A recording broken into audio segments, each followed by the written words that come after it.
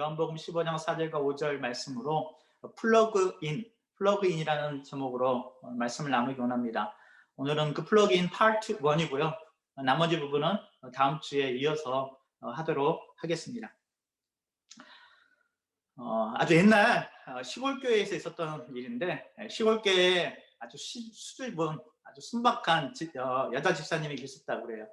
그래서 한 번은 이제 식사 기도를 하게 되었는데, 이분이 워낙 수줍고 내성적이고 앞에 나서질 잘 못하는 그런 분인데, 이렇게 덜컥 이렇게 식사 기도를 하게 되었습니다. 떨리는 가슴으로 앞에 나와서 이제 여자 집사님이 간절한 마음으로 기도를 하기 시작했습니다. 사랑해 주님 감사합니다. 너무너무 이 집사님이 이렇게 간절하고 또 좀 은혜가 넘치게 기도가 이렇게 됐습니다. 근데 이 집사님이 너무 긴장을 해서 그런지 이게 끝내야 되는데, 이제 기도가 했으면 그대로 이제 끝내야 되잖아요. 끝내야 되는데 기도 마지막이 됐는데 그 뭐라고 끝내야 되는지를 생각이 안 나는 거예요. 생각이. 예수님의 이름 이게 생각이 안 나는 게 이게 생각이 너무 긴장하다 보니까. 그래가지고 뭐라고 끝내지 하고 이제 얼굴만 빨개져가지고 집사님이 좀 끝내야 되는데 끝나질 않으니까 성도님들도 이렇게 눈치만 보고 있다가 이렇게 떠보니까 지금 상황이 이해가 되는데 어떻게 하지를 못하고 성도님들도 주여 주여 이러고 있는 거예요. 주여 주여 이러고 있는데 드디어 이 여자 집사님이 뭔가 이렇게 번쩍이는 아이디어가 지나갔습니다. 그리고 드디어 이렇게 끝을 맺었습니다. 무엇이냐? 그때 그 무리를 걸으셨던 참말로 거시기한 분의 이름으로 기도드립니다. 이렇게 끝냈대요. 그 무엇이냐? 그때 무리를 걸었다던 참말로 거시기한 그분의 이름으로 기도합니다. 아멘. 네, 하여튼 기도는 끝났습니다.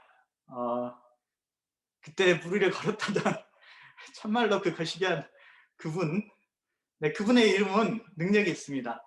네, 그분의 이름은 능력이 있습니다. 우리 하나님은 능력이 있습니다. 무리를 걸으시고 오봉이어로 수천 명을 먹이시고 죽은 나사로를 살리시고 말씀으로만으로도 세상을 지으시고 말씀으로도 사람을 고치실 수 있는 그런 능력의 주님입니다. 그런데도 불구하고 우리는 살아가면서 우리에게 힘이 없고 너무 연약하고 너무 지치고 낙심될 때가 참 많이 있습니다.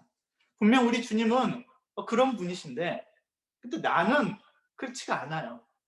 왜 이렇게 힘들고 외롭고 낙심이 많이 되고 지치기만 할까? 지난 특세 기간 중에 목사님께서 라이브로 했던 게 아니고 미리 영상을 녹화해서 보내주시면 그걸 이제 편집을 해서 우리가 같이 보는 방식이었는데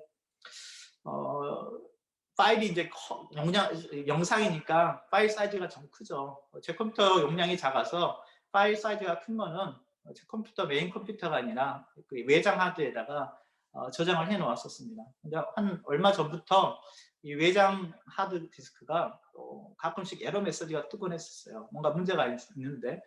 근데 뭐 또 작동을 안 하는 건 아니고 해서 그냥 쓰고 있었습니다. 그런데 지난 아마 목요일인가요? 새벽 예배 중간에 이 하드 디스크가 드디어 사망 신고를 했습니다. 하필이면 그때 사망 신고를 해가지고 영상이 나오다가 중간에 끊겼습니다. 어찌어찌 응급처치로 뭐 다른 방법으로 해결을 하긴 했지만 하여튼 뭐 그런 일이 있었습니다. 제가 컴퓨터를 조금 한다고 잘못된 소문이 났습니다. 그래가지고 컴퓨터가 고장나거나 뭐 프린터가 안 된다거나 그러면 특별히 옛날 전도사 시절 때 저한테 연락이 옵니다. 저한테. 그래가지고 안 된다고. 우리 지금 가게에서 뭐 프린트 해야 되는데 프린터가 안 된다고. 제가 이제 갑니다. 급하게 달려가 보면 뭐 여러 가지 문제 있을 수 있죠. 특별히 그 하드웨어에 문제가 있을 수 있습니다. 저도 제 컴퓨터가 하드웨어가 하드디스크가 통째로 날아간 적이 몇 번 있거든요. 그래서 지금은 2중, 3중으로 백업을 하는데요. 하드디스크가 무슨 하드웨어에 문제가 있을 수도 있고 아니면 뭐 소프트웨어를 잘못 깔았든지 뭔가 소프트웨어에 문제 있을 수도 있습니다. 아주 급하다고 해서 현장에 출동해 보면 전혀 뜻밖입니다. 안 된대요. 가서 봤더니 파워 케이블을 안 꽂았어요. 여러분 웃으시죠? 근데 그게 한두 번이 아니에요. 한두 번이. 파워 케이블을 안 꽂았어요. 프린터가 안 된다는데 컴퓨터가 프린트하고 되려면 컴퓨터가 프린트하고 당연히 케이블로 뭔가 연결이 돼 있어야 되거든요. 근데 케이블을 연결을 안 했어요. 그냥 컴퓨터 따로 프린터 따로예요. 근데 안 된대요. 혹은 다 됐어요. 그런데 저희 집사람도 가끔 그러는데 이거 새로 산 건데 안 된대요. 안 된대요. 가서 보면 플러그도 꽂혀 있어요. 근데 안 된대요. 보면 파워 버튼을 안 눌렀어요. 요즘은 또 이게 이 가전제품이 되게 예쁘게 나오잖아요. 그래가지고 파워 버튼이 숨겨져 있거든요. 이게 파워 버튼인지 아닌지도 잘 모르게 이렇게 어디 감춰져 있잖아요. 그러니까 플러그 꽂으면 될 줄 알았는데 안 된 거죠. 파워 버튼이 어딘가 있거든요. 우리 집사람은 봐도 그래요. 집사람은 봐도 안 된대요. 아무리도 안 된대요. 버튼을 안 눌렀거나 플러그인을 안 했거나 케이블로 연결을 안 했거나 뭐 그런 일입니다. 오늘 설교 제목이 플러그인입니다. 요한복음 15장 4절과 5절 우리 참 많이 듣고 저도 지금 교회 와서 몇 번 언급했던 본문이에요. 잘 알아요. 그런데 이 본문이 굉장히 지난 한 주 동안 저를 좀 바더합니다. 힘들어요. 이 본문 때문에. 4절과 5절 다시 한번 읽어볼게요. 내 안에 거하라. 나도 너희 안에 거하리라. 가지가 포도나무에 붙어있지 않으면 스스로 열매를 맺을 수 없음 같이 너희도 내 안에 있지 않으면 그러하리라. 스스로 열매를 맺을 수 없다라고 말합니다. 우리 스스로는 열매를 맺을 수 없다. 그리고 5절에서는 이렇게 말씀하십니다. 예수님의 말씀이에요. 나는 포도나무여 너희는 가지라. 그가 내 안에 내가 그 안에 거하면 사람이 열매를 많이 맺나니. 근데 여기까지는 우리가 굉장히 좋아하시는 말씀이죠. 그 다음 나를 떠나서는 너희가 아무것도 할 수 없습니다. 나를 떠나서는 너희가 아무것도 할 수 없습니다.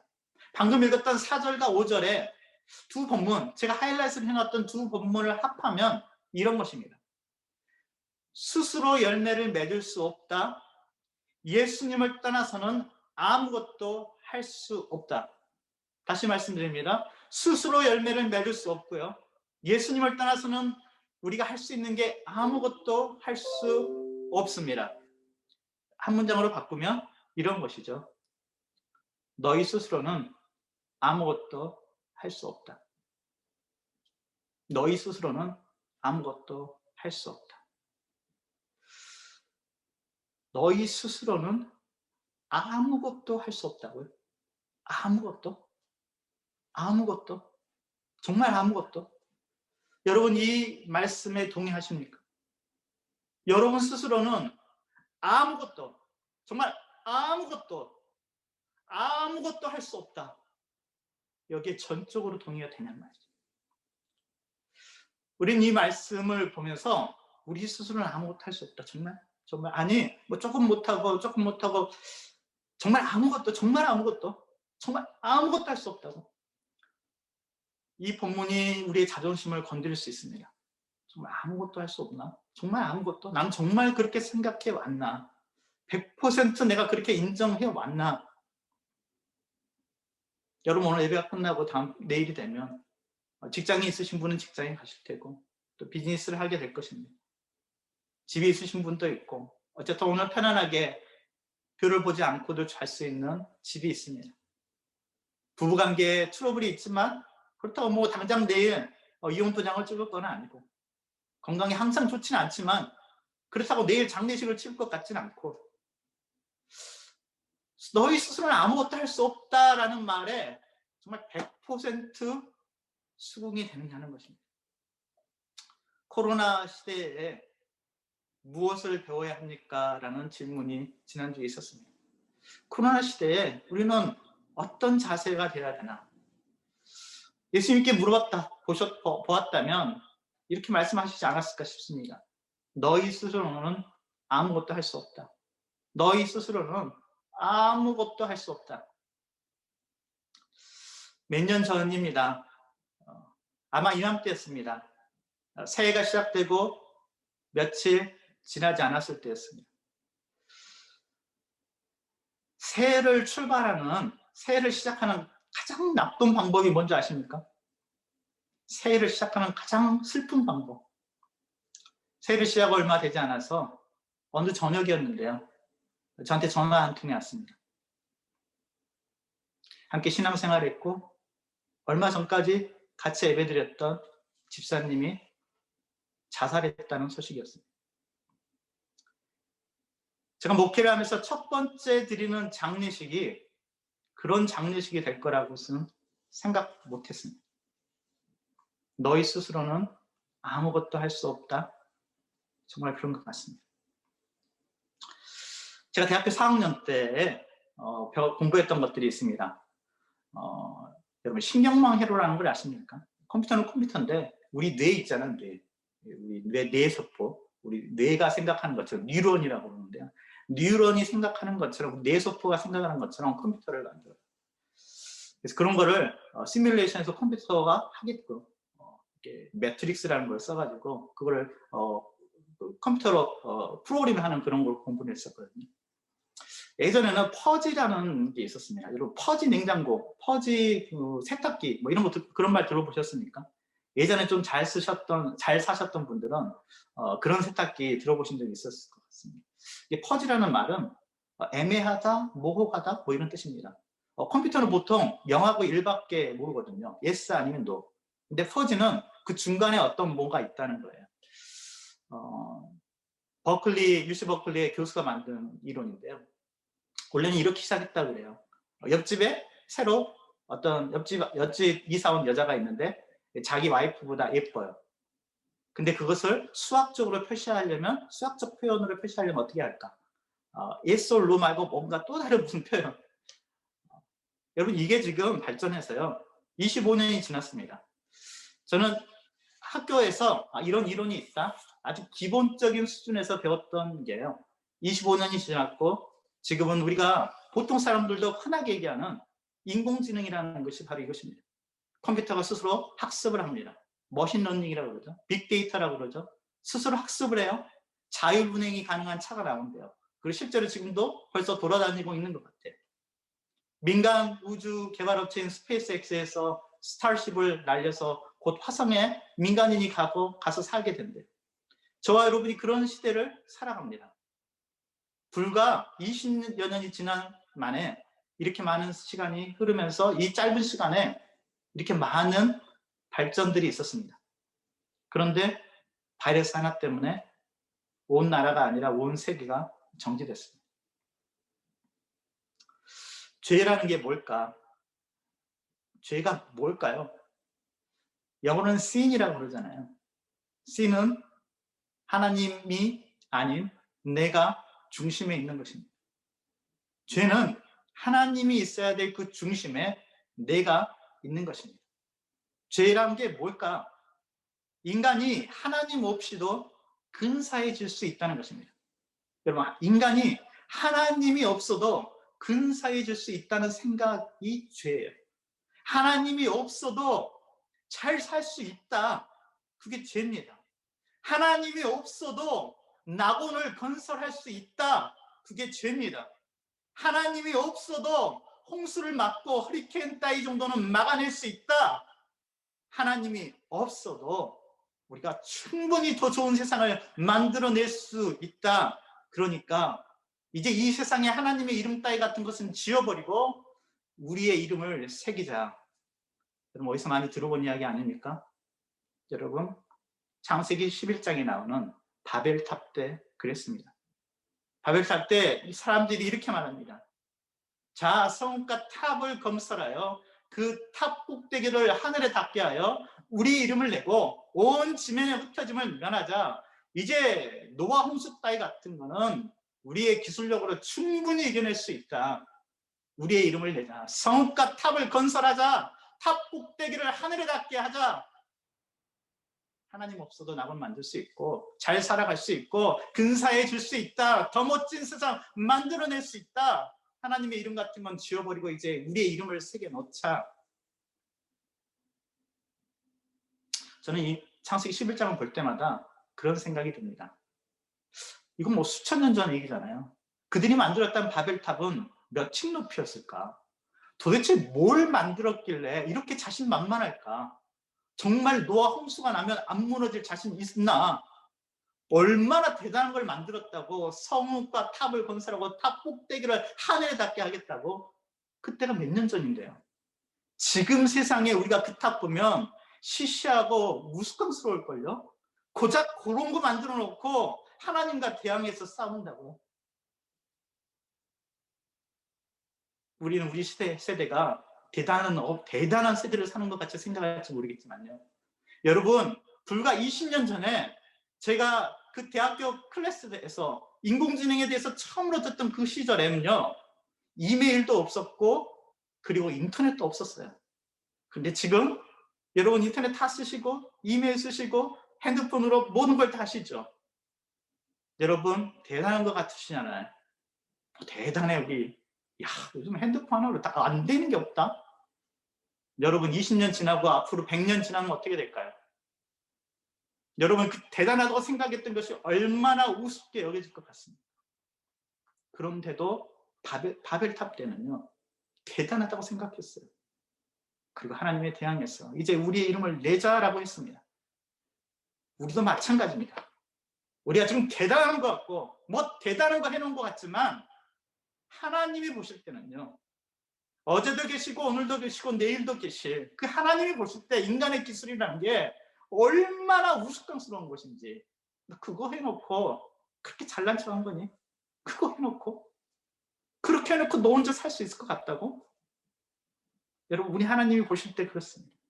우리가 교회는 다니지만 그리스도인이라고 하지만 정말 그런가?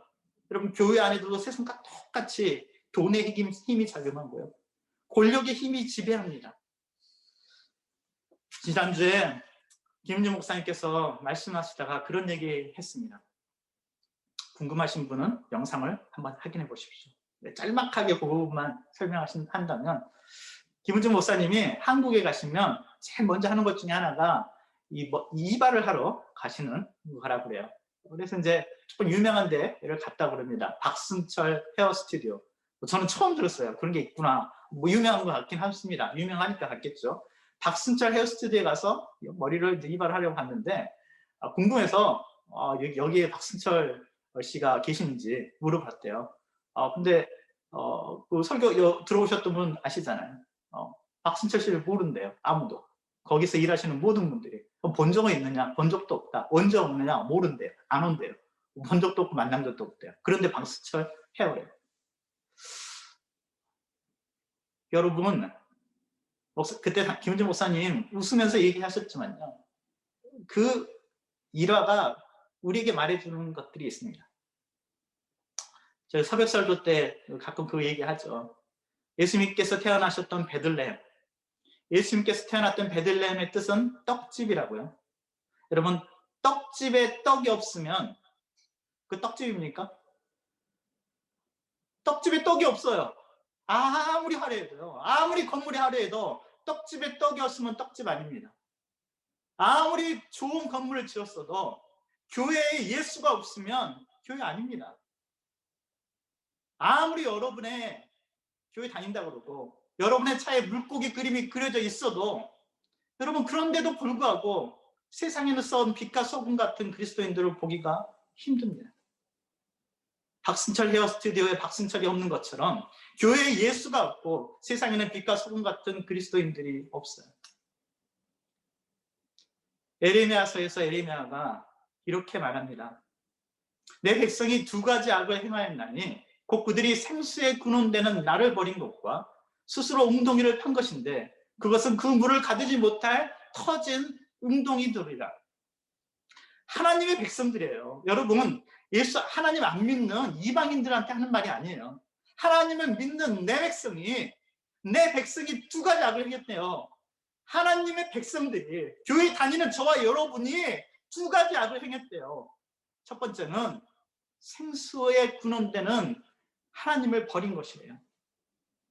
하나님을 버렸어요.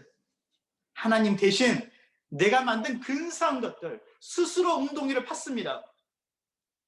생수 그런 거 필요 없어. 필요하면 내가 파지. 필요하면 내가 파겠다. 생수 뭐 그런 게 뭐가 중요해. 필요하면 목 많으면 내가 스스로 웅덩이를 파서 내가 마시겠다. 스스로 웅덩이를 팠습니다. 아담과 하와 때는요, 선악과로 그것이 아닙니다. 이 과실을 먹지 말라라고 할 때요, 이 과실을 먹으면 내 눈이 밝아질 거야. 너가 하나님처럼 될 거야. 하나님 없어도 너는 하나님처럼 될 수 있어. 그 말이 넘어갔습니다. 그 말에 속았습니다. 그래서 하나님 대신 하나님처럼 될 거야. 너가 그거 먹으면 너도 하나님처럼 될 수 있어 라는 말에 속아서 넘어갔습니다. 모세 때는요, 그게 금송아지였습니다. 금송아지를 만들어 놓고 이 금송아지가 우리를 애굽에서 인도해냈다 라고 했습니다. 하나님 없어도, 예수 없어도 얼마든지 낙원 만들 수 있고 근사하게 우리는 세상을 좋게 만들 수 있고 그리고 그렇게 살 수 있다고 확신하면서 선전합니다. 여러분의 금송아지는 무엇입니까? 여러분의 금송아지는 무엇입니까? 저와 여러분이 금송아지가 있다면 그것은 분명히 금송아지의 모양은 하고 있지 않을 거예요. 그건 아마 돈일 수도 있고요. 권력일 수도 있고요. 우리가 그렇게 자신하는 과학이나 혹은 우리가 좋아하는 문화일 수도 있습니다. 돈이나 권력, 과학, 문화, 이 모든 것들 우리가 좋게 사용하면 좋은 것들임에도 불구하고 그것이 하나님의 자리에 대신 앉아 있습니다. 하나님의 자리에 대신 앉아 있을 때 그것은 우상입니다. 그리고 우리는 그것을 의지하지만 에레미야는 이렇게 말합니다. 스스로 웅덩이를 팠는데 그럼 웅덩이를 팠으면 제대로 된 웅덩이면 좋은데 그것은 물을 가두지 못할 터진 웅덩이라고요. 웅덩이를 파긴 팠어요. 생수를 버리고 생수의 근원 되신 예수를 버리고 목마른 자들은 다 내게로 와서 마셔라. 값없이 마셔라. 예수 그리스도께서 생수 되신 분이 제공하겠다고 말씀하시는데도 불구하고 그 생수 되신 예수를 버리고 스스로 웅덩이를 팠습니다. 여러분 집 버리고 간 자식이 잘 살기라도 하면요 가슴이 덜 아프죠. 근데 집 버리고 간 자식이 못 살면 그 부모의 가슴은 더 찢어지는 것입니다. 버리고 간 자식인데 스스로 웅덩이를 팔아서 잘 살겠다고 했는데 그 웅덩이를 보니까 물을 가두지 못할 터진 웅덩이에요. 물을 못 가둬요. 터진 웅덩이에요. 여러분 짧은 시간인데 우리 경험하지 않았습니까? 저와 여러분은 IMF를 지나왔던 사람들입니다. 지금은 911을 경험하지 않았습니까? 얼마 전에 서브프라임이 있었습니다. 서브프라임 때문에 많은 사람들이 집을 잃고요. 어떤 사람들은 생명을 끊기도 했습니다. 이번에는 코로나라고 1년 넘게 또 이렇게 갇혀 있습니다. 언제 끝날지도 아직 모르겠습니다. 여러분 카트리나를 기억하십니까? 카트리나 때 뉴올리언스가 완전히 잠겼었거든요. 근데 카트리나 때뿐만 아니라 뉴올리언스 여러 번 위험한 적이 있었어요. 제가 신학교에 뉴올리언스 신학교에 사우스웨스턴 가기 전에 뉴올리언스 신학교에 1년 반 정도 있었는데요. 뉴올리언스에 있는 동안에 태풍이 허리케인이 올라왔어요. 카트리나 같은 허리케인이 온다고 했었어요. 그래서 이베큐에이션 명령이 떨어졌습니다. 모두 도시를 떠나야 돼요. 뉴올리언스를 떠나야 됩니다. 그래서 저희 집도 저희 집의 가장 보물 1호가 TV였는데요. 그 브라운 그 볼로기 TV 있죠. 볼로기 TV 지금은 나오지 않는 볼로기 TV 조그마한 거. 그게 저희 집 전 재산 제일 값비싼 거였어요. 그래가지고 저희 집은 1층이었는데 1층, 2층, 2층짜리 아파트였는데 저희 집은 1층이었거든요. 근데 홍수가 나면 이렇게 웬만하면 다 잠기겠더라고요. 그래가지고 그 TV를 신학교 그 냉장고 위에다 올려놨어요. 냉장고는 잠겨도 우리 TV는 안 잠기게. 그래가지고 냉장고에 우리 전 재산인데 이게 TV를 냉장고 위에 올려놓고 차 타고 이제 거리를 나왔거든요. 뭐 앵걸려. 뉴올리언스에서 빠져나온 그 풀이에요. 차들이 완전히 장사진인데 여러분 영화 같은데 뭐 지구 최후의 날 뭐 이런 영화 같은데 보면 막 도시를 빠져나가고 있는데 막 해풍타 떨어지고 막 이런 거 장면 가끔 나오잖아요. 영락없이 그 장면이에요. 끝도 보이지 않는 차량들이 도시를 빠져나가려는데 다른 데 나갈 수가 없어요. 여러분 그런 시기를 지나갔습니다. 911 있었죠. 서브프라임 있었죠. 코로나 있었죠. 카트리나 있었죠. 뭐가 있을지 모르겠지만 확실한 것은요. 스스로 웅덩이를 우리가 판다면 그 웅덩이는 물을 가두지 못할 터진 웅덩이입니다. 예수님께서 그래서 말씀합니다. 본문으로 다시 돌아갑니다. 짧은 본문이지만 여러분 이 질문을 이 말씀을 그냥 적당히 여러분 적당히 넘어갈 수 있어요. 이 말씀. 그래 나는 뭐 그리스도인이고 나는 좀 하나님을 의지하고 싶어. 하나님을 의지하고 싶어. 내가 좀 힘들고 내가 마음이 좀 외롭고 내가 좀 능력도 없고 내 기도 제목도 참 많은데 하나님을 의지하고 싶어. 하나님 좀 도와주시면 좋은데. 여러분 그 정도의 얘기를 하고 있는 게 아니에요. 본문은 이렇게 얘기해요. 스스로 열매를 맺을 수 없다 라고 말씀하시고 그 다음에는 나를 떠나서는 너희가 아무것도 할 수 없다. 아무것도 할 수 없다. 너희 스스로는 아무것도 할 수 없다. 여러분 잠시 생각을 해보십시오. 여러분 정말 그렇습니까? 여러분 정말 그렇게 생각했나요? 여러분 스스로는 정말 아무것도? 여러분 아무것도를 빼면 안 돼요. 아무것도를 빼면 안 돼요.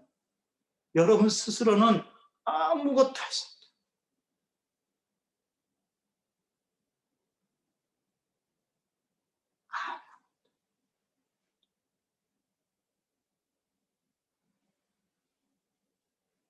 예수님이 너무 과장하시는 거 아니에요? 너무 과장하시는 거. 우리가 그래도 뭔가 좀 할 수 있는 거 아니에요? 예수님 너무 과장하셨다, 이건. 이걸 액면 그대로 받아들이면 좀 곤란하지 않나요? 이 말씀을 액면 그대로. 지금 세상이 어떤 세상인데, 달나라가는 세상인데, 들고 다니는 컴퓨터가 옛날에 슈퍼컴퓨터 더 센데, 아무것도 할 수 없다. 이거 하나님, 예수님 너무 과장하신 거예요. 여러분, 예수님께서 이 말씀 하실 때 이 말씀이 정말 진심이고, 문자 그대로 얘기하신 거라면요. 그럼 둘 중에 하나입니다. 그때 물 위를 걸으셨다는 참으로 거시기 하신 그분이 그날 조금 너무 과장해서 얘기하신 것이든지 참으로 거시기 하신 그분이 좀 지나치게 극단적으로 얘기를 하신 거든지 아니면요 우리가 뭔가 잘못 생각하고 있든지 우리가 뭔가 잘못 생각하고 있었든지 그래도 우리가 뭔가 할 수 있다고 생각했고 우리 뭔가 나아질 수 있다고 생각하지만 너희 스스로는 아무것도 할 수 없다는 이 말씀이 정말 사실이라면 진짜 사실이라면 너희 스스로는 아무것도 할 수 없어 아무것도 할 수 없다는 이 말씀이 정말 사실이라면 그때 그분의 그 거시기 했던 그분이 말씀하셨던 말씀이 사실이라면 우리 처음부터 다시 시작하자. 처음부터 다시 생각해 봐야 되지 않을까 싶습니다. 당대 최고의 지성인이었던 바울이 이렇게 얘기합니다. 갈라디아서 2장 20절에서 내가 그리스도와 함께 십자가에 못 박혔다. 나는 죽었다. 그런지 이제는 내가 사는 것이 아니요 오직 내 안에 그리스도께서 사신 것이다. 나는 죽었다라고 사도 바울은 말합니다. 여기에 무슨 남은 여지가 없습니다. 죽었습니다. 100% 죽었다라고 말합니다. 내 안에 사시는 분은 100% 예수 그리스도다. 사도 바울이 이렇게 고백합니다. 이제 내가 육체 가운데 사는 것은 나를 사랑하사 나를 사랑하셨던 나를 위해서 자기 자신을 버리셨던 하나님의 아들 예수 그리스도를 믿는 믿음 안에서 사는 것이다. 이게 그리스도인입니다. 여러분이 뭐라고 불리든 간에 여러분이 권사든 집사든 목사든 여러분의 교회 생활을 얼마나 오래 했든지 간에 다시 한번 이 말씀 앞에 한번 보십시다. 나는 정말 하나님 앞에서 나는 하나님 없으면 아무것도 할 수 없습니다 라고 고백하는 사람인지 나는 이제 내가 사는 것이 아니고 나는 죽었고 나를 사랑하사 나를 위해서 자기 자신을 버리신 하나님의 아들 예수 그리스도를 믿는 그 믿음 안에서 주님이 사신 겁니다 라고 고백하는 것입니다. 아주 오래전에 처음 제가 선교사님들을 만나던 그 무렵입니다. OM 선교사님이 그 선교 컨퍼런스에서 그런 말씀을 하시더라고요. 크리스찬에 대해서 설명하시면서 우리 크리스찬을 이렇게 쓰잖아요. 그리스도인, 크리스찬을 이렇게 쓰면서 크리스찬은 크라이스트라는 말과 끝에 IAN이 붙은 말입니다. 당연하죠. 크리스찬은 크라이스트와 예수님, 예수 그리스도, 그리스도와 IAN이 붙은 말이 크리스찬, 그리스도입니다. 근데 그 선교사님 이렇게 얘기하시더라고요. 그런데 그 뒤에 붙어있는 IAN, 그게 뭔 줄 아느냐? 그 조그맣게 붙어있는 그 IAN이 뭔 줄 아느냐? 그것은 I am nothing 이라는 말이라고. I am nothing.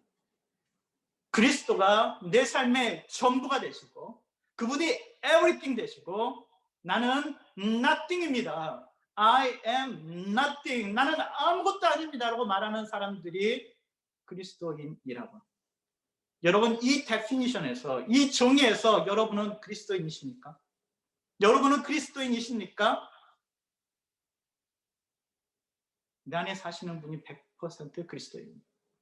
그분이 내 안에 사시는 것이요. I'm nothing. 나는 죽었습니다. 뉴욕 메트로폴리탄의 유명한 지휘자였던 터스카니니라는 지휘자가 계셨다고 합니다. 저는 잘 모릅니다. 그런데 그런 분이 계셨대요. 저보다 더 잘하시는 분들이 있을 테니까. 뉴욕 메트로폴리탄의 유명한 지휘자였던 터스카니니가요. 베토벤 교향곡 9번 합창을 지휘하게 되었습니다. 명성대로 정말 엄청난 연주를 했습니다.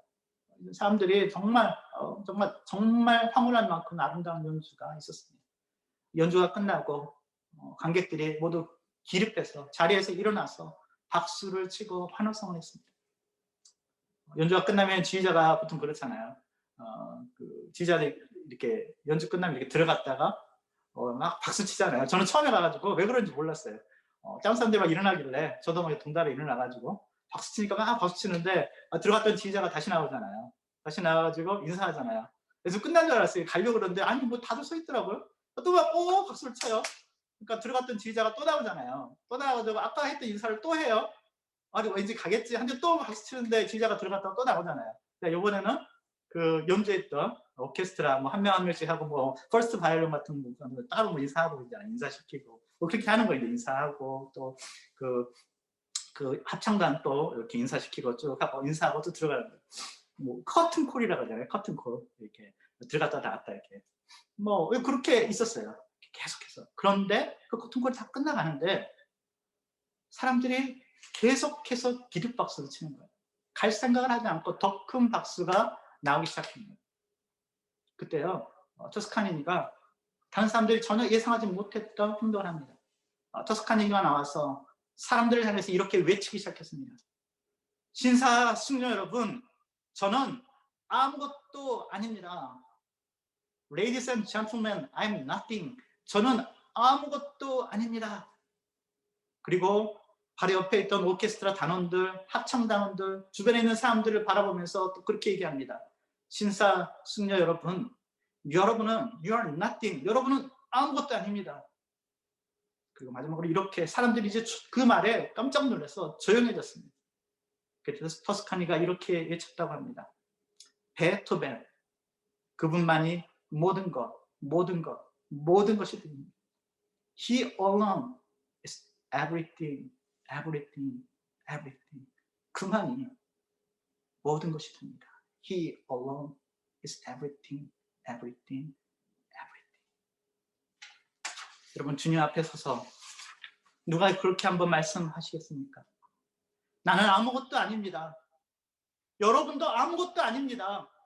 오직 그리스도, 오직 그리스도, 그 주님만이 나를 사랑하사 나를 위해서 죽으신 그 주님만이 모든 것이 되십니다.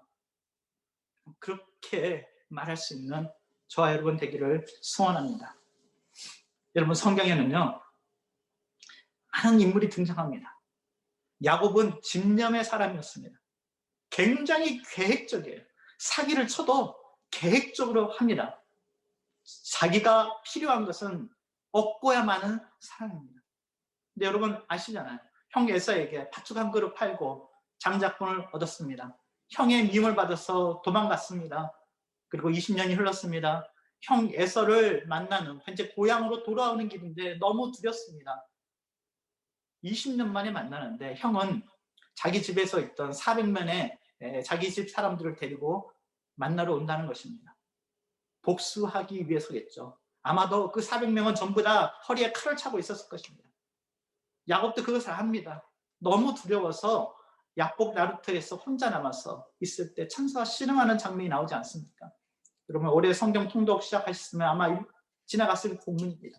창세기 33장 24절에 야곱은 홀로 남았더니 어떤 사람이 날이 새도록 야곱과 씨름하는데요.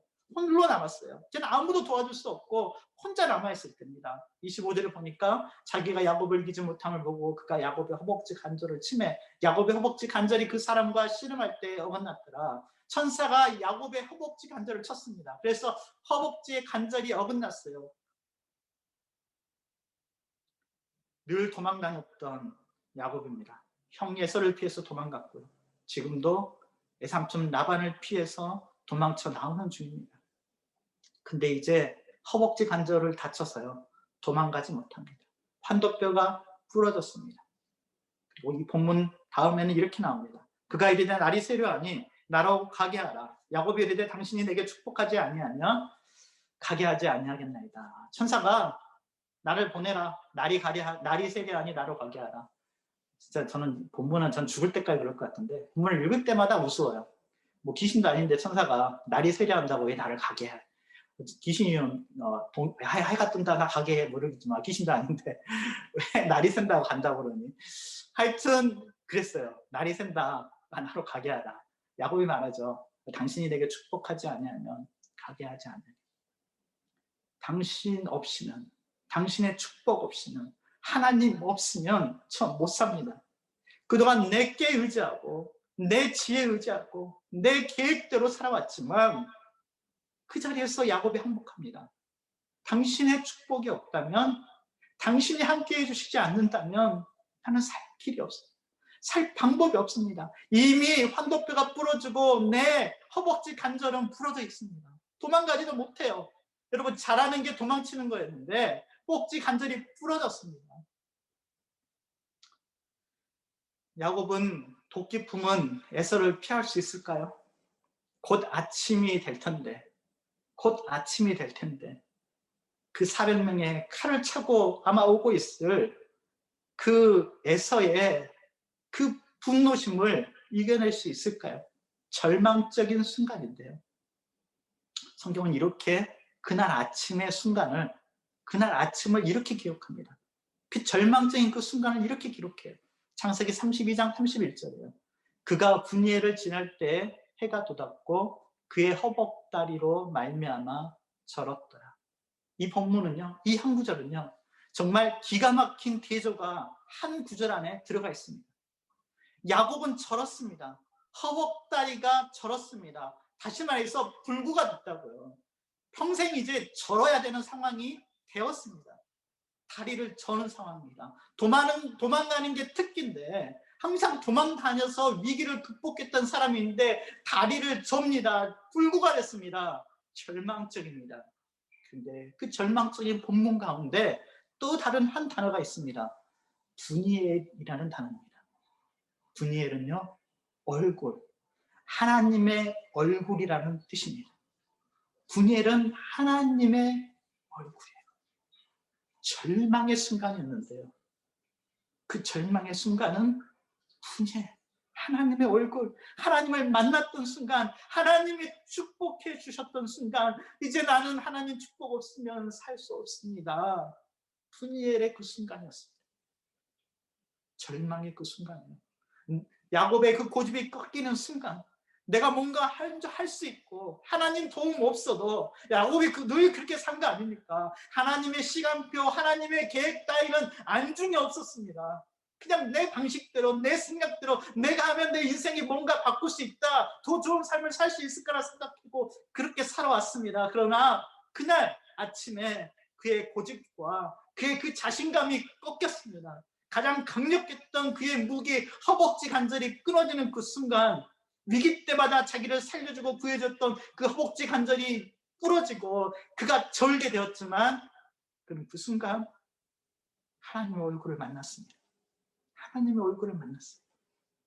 그래서 나중에 여러분 창세기 32장을 읽어보시면, 그 이후를 읽어보시면 그 다음 장 챕터에 딱 넘어가면 야곱과 에서가 만납니다. 근데 둘이 화해하고요. 서로 껴안고 울면서 화해합니다. 어느 순간인가 하나님께서 에서의 마음을 녹여놨어요. 그게 언젠지는 모르지만 에서의 마음이 녹아 있어요. 그리고 야곱이 에서에게 이렇게 얘기해요. 내가 형님의 얼굴, 에서 당신 형님의 얼굴을 배운즉 하나님의 얼굴을 본 것 같사하며 형님도 나를 기뻐하십니다. 하나님의 얼굴을 본 것 같다. 에서는 사실 야곱이 무슨 말 하는지 잘 몰랐을 거예요. 그날 그 아침이 되기 전까지 야곱의 그날 밤을 어떻게 보냈는지 에서는 노 아이디어니까. 하나님의 얼굴 본다는 게 무슨 말인지 에서는 모르지만요. 그게 무슨 뜻인지 잘 감을 못 잡았을 거지만 야곱의 그 말에는 바로 조금 전까지 그가 싸움하고 실험하면서 드디어 하나님 앞에서 항복할 때 보았던 그 하나님의 얼굴, 분이엘, 그 하나님의 얼굴과 예서의 얼굴이 겹쳐서 보이는 것입니다. 예서의 얼굴 앞에 하나님의 얼굴이 보이는 것입니다. 하나님의 얼굴을 보는 것 같다고. 여러분은 하나님의 얼굴을 좀 보고 계십니까? 이번 한 주간 하나님의 얼굴을 볼 수 있는 우리 사랑하는 성도님 되시기를 주님의 이름으로 축원합니다. 주님의 이름으로 축원드립니다. 꼭 그렇게 되시길 바랍니다. 설교 노트에는 뭐 채워넣는 거 하나 있는데요. 그건 하지 않겠습니다. 다음 주에 혹시 하게 되면 하고요. 말씀을 정리할까 합니다. 플러그인 제목이 플러그인입니다. 너무 뻔한 설교예요. 너무 뻔한 설교고요. 설교하기 전에 벌써 제가 무슨 말 할지 여러분 어쩌면 다 짐작하셨을 것입니다.